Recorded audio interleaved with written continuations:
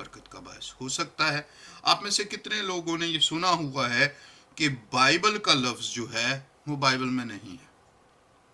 आप हाथ खड़ा करके मुझे जवाब दे सकते हैं, जो लाइव मेरे साथ हैं वे मैसेंजर पर। कितने लोगों ने ये सुना हुआ है कि बाइबल का लफ्ज़ बाइबल में नहीं है? बहुत सारे लोगों ने सुना हो। हमें बताया भी ये जाता कि बाइबल जो हम बाइबल रखते हैं, इस बाइबल में ये लफ्ज़ नहीं है। लेकिन ये आधा सच है। मुकम्मल सच ये है कि बाइबल का लफ्ज़ बाइबल में मौजूद है। बाइबल का लफ्ज़ बाइबल में मौजूद है और ये लफ्ज़ यहाँ ही से बाइबल से लिया गया है।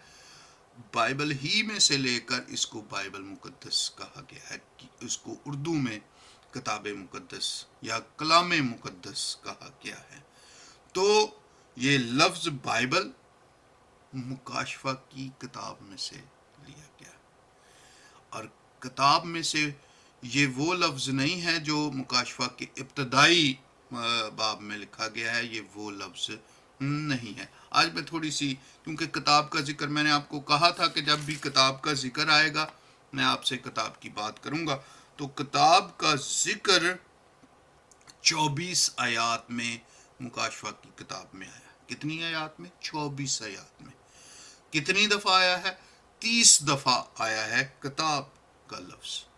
ठीक है, 24 आयात में 30 दफ़ा जो है वो किताब का लफ्ज़ आया है। और यहाँ पर जो 12वीं आयत मैंने आपको अंडरलाइन करवाई है अभी, उसमें ये किताब का लफ्ज़ 4 दफ़ा, सबसे ज़्यादा दफ़ा इसी 12वीं आयत में 4 दफ़ा आपने नोट किया होगा कि किताब का लफ्ज़ आया है। तो ये किताब का लफ्ज़ यूनानी ज़ुबान में, ग्रीक ज़ुबान में इसको क्या कहा गया है? इसको बिब्लियोस कहा गया है। बिब्लियोस का लफ्ज़ इस्तेमाल किया गया है। और ये बिब्लियोस जो है ये आपको मिलेगा मुकाशफा 22वें बाब की 19वीं आयत में। और अगर कोई इस नबूवत की किताब की बातों में से कुछ निकाल डाले तो खुदा उस जिंदगी के दरख्त और मुकद्दस शहर में से जिनका इस किताब में जिक्र है उसका हिस्सा निकाल डालेगा। तो ये बिब्लॉस या बिब्लियोस भी इसको कुछ लोग इसका प्रोनाउंसिएशन इसकी करते हैं। तो ये लफ्ज़ यहाँ पर मौजूद है और ये इंग्लिश में बाइबल के लिए इस्तेमाल हुआ है। लेकिन याद रखिए कि जो किताबे हयात है वो बिब्लियोस नहीं है। किताबे हयात जो है वो बिब्लियोस नहीं है। बुक ऑफ लाइफ यूनानी में, ग्रीक में बिब्लियोस नहीं है। इस बात को याद रखना है, डिफरेंशिएट करना है। यूनानी में जो किताब हयात के लिए लफ्ज़ इस्तेमाल हुआ है वो ज़ोई है, ZOE। इसको जिसकी प्रोनाउंसिएशन जो है वो DZO/AY, ZOE, इसको ZOE कहा गया है। इसलिए जब भी आपको कोई ये शख्स इल्मी बात है कि कोई ये कहे कि बाइबल जो है वो बाइबल का लफ्ज़ बाइबल में नहीं है, तो उसको बताइए नहीं भाई या बहन, ये बाइबल का लफ्ज़ बाइबल ही में से लिया गया है और ये यूनानी ज़ुबान के लफ्ज़ बिब्लियोस या बिब्लियोन से लिया गया है। और जो बिब्लियोन का लफ्ज़ बाइबल मुकद्दस में इस्तेमाल हुआ है वो मुकाशवा के पहले बाब की 3री आयत से नहीं है। यहाँ पर मैं दुरुस्तगी जो बाइबल मुकद्दस के तालिब इल्म हैं और ख़ासकर हमारे स्कूल ऑफ थॉट को फॉलो करते हैं उनके लिए ये मैं बयान करना चाहता हूँ कि जो यूहन्ना आरफ के मुकाशवाज यानी रेवलेशन में पहले बाब की 3री आयत में जो लफ्ज़ इस नबूवत की किताब का लिखा गया है वहाँ पर बिब्लियोन नहीं इस्तेमाल हुआ, ना बिब्लियोस इस्तेमाल हुआ है। بلکہ the words of the prophecy استعمال کیا گیا. کتاب کا لفظ کنگ جیمز بائبل میں استعمال نہیں کیا گیا. اردو کے مترجمین نے اس کا استعمال کیا ہے اور ہم ان کے عقیدت مند ہیں, ان کے شکر گزار ہیں کہ انہوں نے یہ الفاظ استعمال کیے ہیں. اور لیکن بیبلیون کا لفظ جو ہے, جو BIBLION بیبلیون ہے, اور اس کی پروننسیشن BIBBIEEON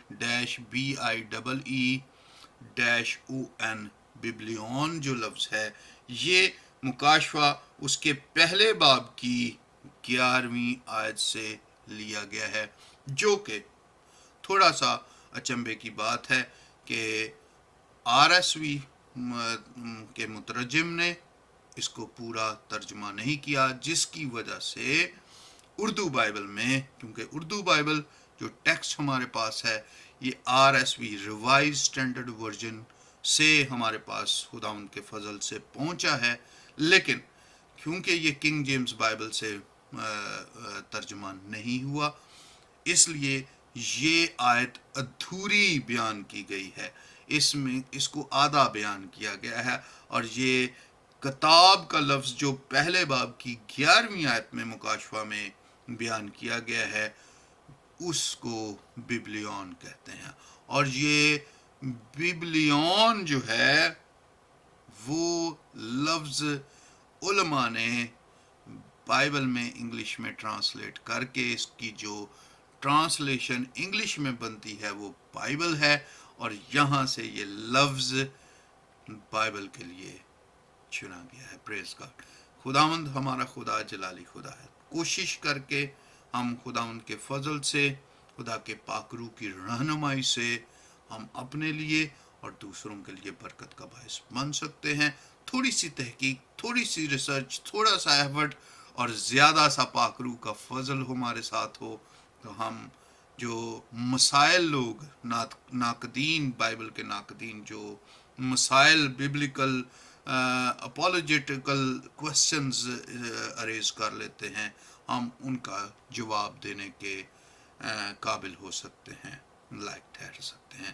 تو خداوند اس تعلیمی بات کے وسیلہ سے ہمیں اس لائق بنائے کہ جب بھی کوئی ایسی بات کرے ہم اس کو جواب دینے والے ہوں, مسیحی ہو غیر مسیحی ہو. فیس بک پر بہت سارا ٹرینڈ چل گیا ہے, لوگ ایک دوسرے کے فیتھ پر, مسیحی ایک دوسرے کے فیتھ پر نکتہ چینی کر رہے ہیں, اور میں کسی کی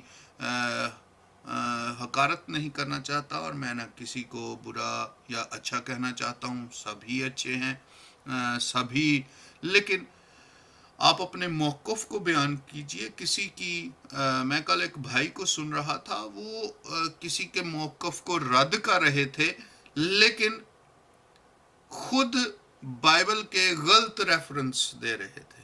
وہ افسیوں دوسرے باب کی 8ویں اور 9ویں آیت کوڈ کر کے بیان کر رہے تھے کہ یہ رومیوں کے خط میں لکھا ہوا. بھائی جی, ایسا اگر کرنا ہے تو پہلے خود پڑھیے, خود ٹھیک ریفرنس استعمال کرنے سیکھیں, پھر کسی کو رد کیجیے. آپ کو خود پتہ نہیں کہ وہ بائبل میں کہاں پر مدرج ہے, اور آپ ریفرنس دیتے چلے جا رہے ہیں کہ یہ رومیوں کے خط میں شاید لکھا ہے. شاید والی کون سی بات؟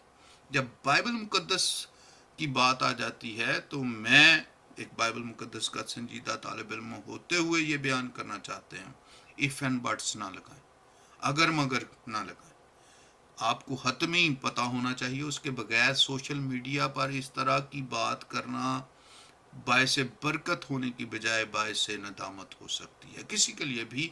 اور میں اس شخصیت کی بات نہیں کرتا, شخصیت کوئی معنی نہیں رکھتی, کلام معنی رکھتا.